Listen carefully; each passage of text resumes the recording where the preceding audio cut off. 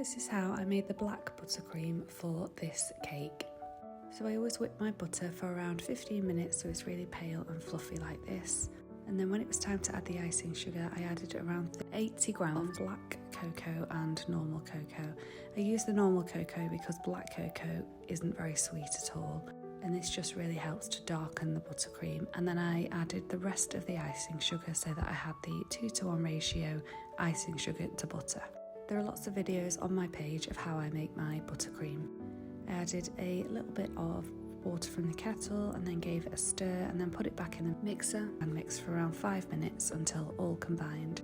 This was the colour I was left with. It was a browny grey, so I piled that into my microwave safe bowl. You don't have to use black cocoa. The jury's out for me as I'm just not sure about the aftertaste, and for me using normal cocoa in the past has been absolutely fine.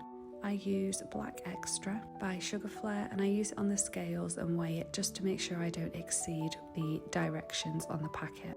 I then microwaved it for around 40 seconds and gave it a really good mix in. Microwaving it makes it softer and easier to mix, and then I put it in the fridge overnight, and then the next day I microwaved it again for around a minute, and you can see the black colour really coming out now. The heat from the microwave really intensifies that colour. This will split now and you'll see the butter pool and separate. A lot of people would throw it away at this point, but absolutely not. That's all part of the process. Just cover it over again and put in the fridge. Now if you're ready to use it, fridge it for around half an hour, mixing every 10 minutes and it will come back together.